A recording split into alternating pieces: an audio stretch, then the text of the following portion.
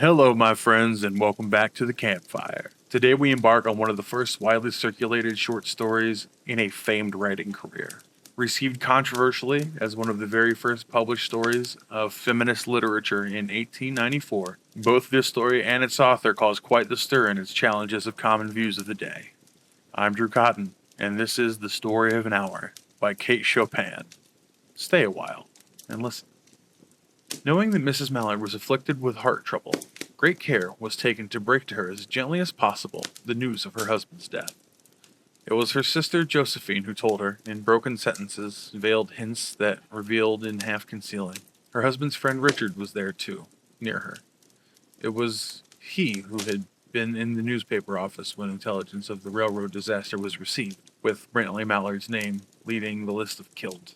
He had only taken the time to assure himself of its truth by a second telegram, and had hastened to forestall any less careful, less tender friend in bearing the sad message. She did not hear the story, as many women have heard the same, with a paralyzed inability to accept its significance.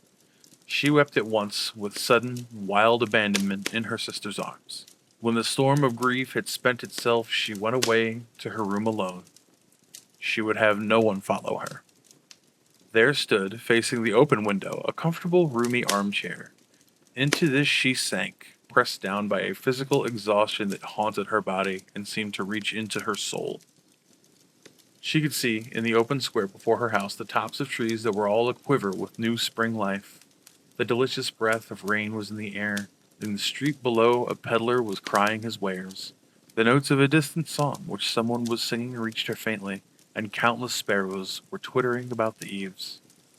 There were patches of blue sky showing here and there through the clouds that had met and piled one above the other in the west facing her window. She sat with her head thrown back upon the cushion of the chair, quite motionless, except when a sob came up into her throat and shook her, as a child who has cried itself to sleep and continues to sob in its dreams.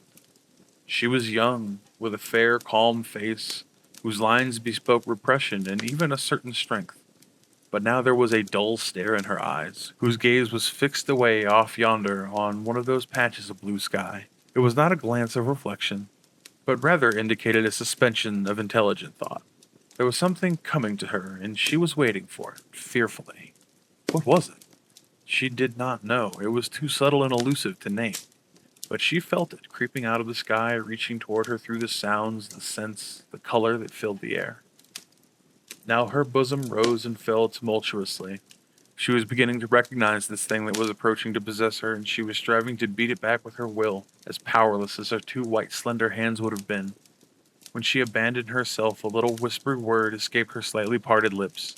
She said it over and over, under the breath. Free, free, free. The vacant stare and the look of terror that had followed it went from her eyes. They stayed keen and bright. Her pulses beat fast, and the coursing blood warmed and relaxed every inch of her body. She did not stop to ask if it were or were not a monstrous joy that held her. A clear and exalted perception enabled her to dismiss the suggestion as trivial. She knew that she would weep again when she saw the kind, tender hands folded in death. The face that had never looked save with love upon her, fixed and gray and dead. But she saw beyond that bitter moment a long procession of years to come that would belong to her absolutely, and she opened and spread her arms out to them in welcome. There would be no one to live for during those coming years. She would live for herself. There would be no powerful will bending hers in that blind persistence with which men and women believe they have a right to impose a private will upon a fellow creature. A kind intention or a cruel intention made the act seem no less a crime as she looked upon in that brief moment of illumination. And yet she had loved him, sometimes. Often she had not.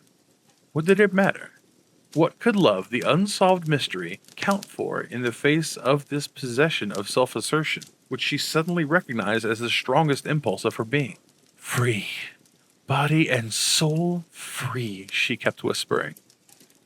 Josephine was kneeling before the closed door with her lips to the keyhole, imploring for admission.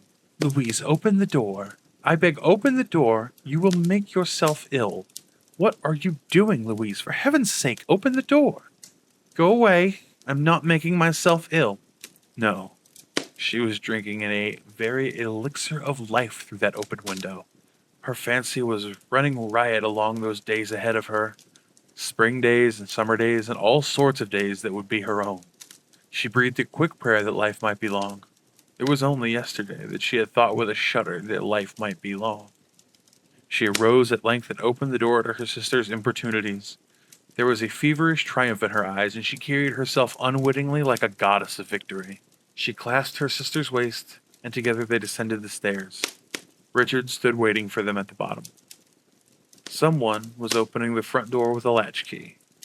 It was Brentley Mallard who entered, a little travel-stained, composedly carrying his gripsack and umbrella.